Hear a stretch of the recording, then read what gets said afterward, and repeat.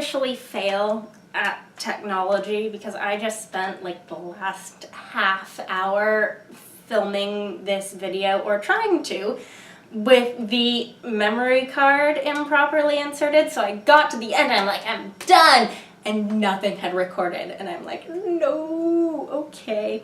But I'm here, and so is my hat, and I'm still Kelsey, and I'm going to make myself feel better by just doing it again and getting it better this time.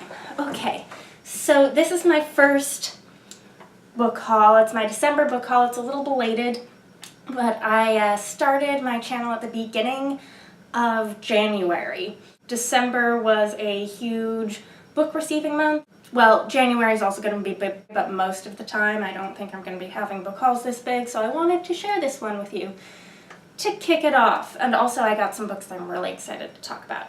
So, I got 3 books here that I bought for myself while looking for books for other people for Christmas.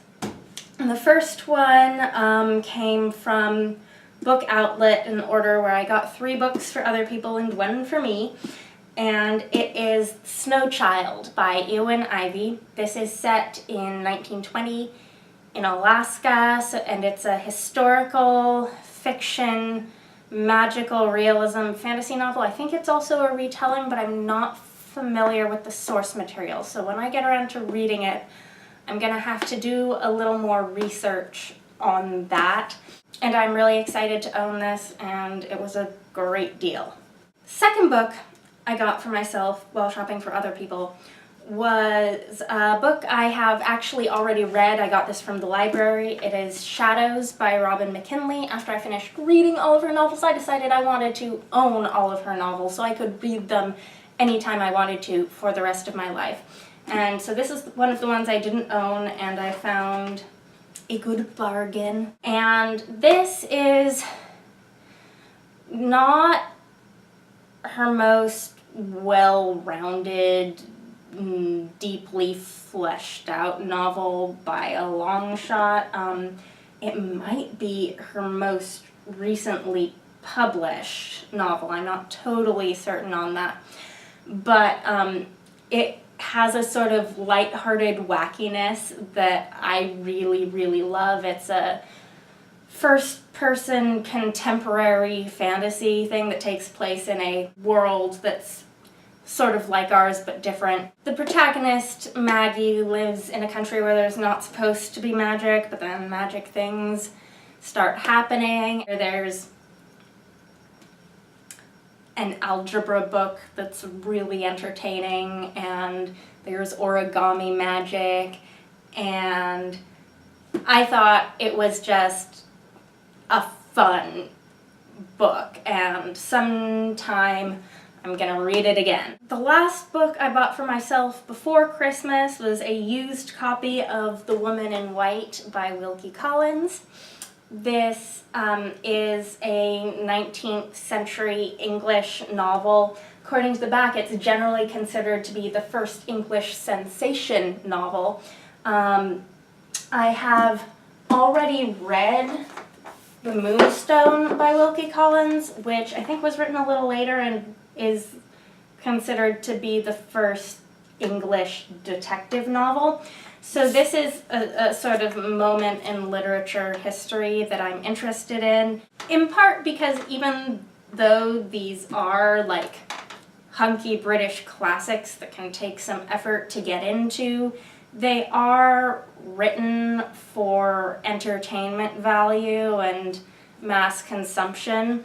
So they're fun if you're in the right mindset. I want to learn more about this history, so I'm going to read these books. I read The Moonstone. It was really rough for me to get into for several reasons in the beginning, but about a quarter to a third of the way through I got really, really involved, and I liked the ending. And I've heard that The Woman in White is potentially more enjoyable. I think it's amusing to me that Wilkie Collins goes right next to The Hunger Games on my alphabetized by author shelf, but that's just my weird sense of humor. Next are going to be the books I actually got for Christmas, and they're over here.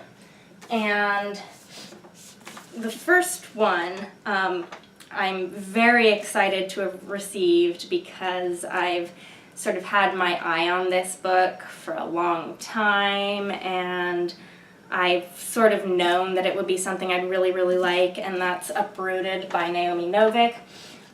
This is a standalone fairy tale inspired type fantasy.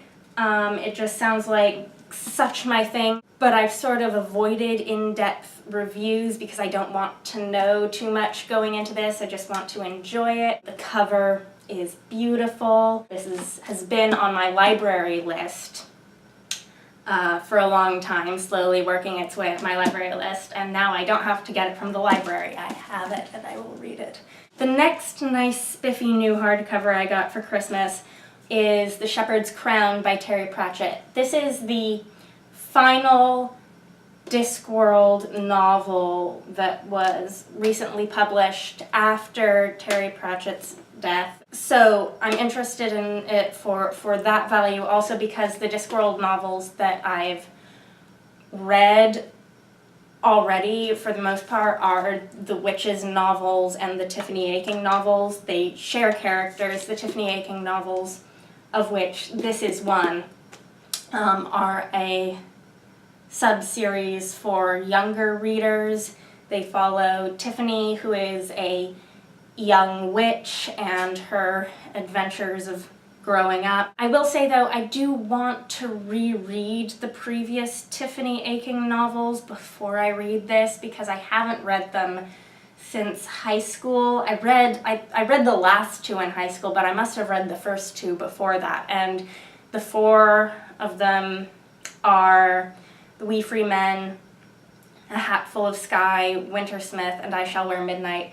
So it's probably going to take me a while before I actually get around to reading this, and I might read a few more of the adult Terry Pratchett Discworld books from the library first as well. Okay, these I am really insanely excited about. These are both used, but they're boxed, gorgeous old versions of these classic books. And here I have the entire box set in these lovely old vintage editions of The Lord of the Rings. And I have never read Lord of the Rings, and I have held off from watching the movies because I knew I wanted to read the books first, but I've never gotten around to it. So I'm going to be, sometime in the next few months, experiencing The Lord of the Rings unspoiled for the first time in any format with these beautiful vintage editions that smell like old books and have these colored pages and these beautiful designs, and it's this old box set, and it's going to feel like reading classic old tomes. I also got this really shiny box 50th anniversary edition, also used, of The Hobbit, which I have listened to on audiobook, I think about a year ago. So I'm not going to actually be reading this copy, at least not right away. But there's some introductory materials that I'm going to want to read, and I'm going to want to spend some time with the illustrations. And I particularly love these watercolors of Tolkien, and it's golden and shiny, and what more could you want in life? So that is all of the books I got for Christmas. Now there is one more book that I bought used 2 days after Christmas at a used bookstore that was having an after Christmas sale. I sold a box of old ratty paperbacks and used the money to buy myself a shiny, in wonderful good condition paperback of Jonathan Strange and Mr. Norrell. This is an immense book that a friend of mine recommended to me over the summer. And I'd had my eye on it before then as something I thought I wanted to read because I knew it was historical Victorian fantasy and it had, you know, garnered a lot of praise. So I was having recording issues again because technology fail is the theme today, so I don't really remember where I was in the story of how I got this book and why. But suffice to say, I had friends who were talking about this book over Christmas and also about the BBC miniseries, because there's a miniseries now. I realized that if I got it from the library where there is a holds list, I would have a problem if I needed to renew it because of the holds list and the length of this book, which is 1,000 pages long. So I thought to myself, aha, I had better keep a lookout for a cheap paperback copy of this book because in hardcover it is way too huge. And then lo and behold, there it was. And I bought it and it's in great condition, and I can tell because the price on the back is in pounds that this is a British edition, and that just makes me very happy in my heart. Yes, so I will be reading this eventually, and that is all of the books. So I had to fix my camera problems just to end the video and say goodbye, which is sad. This is the end of the video. Goodbye.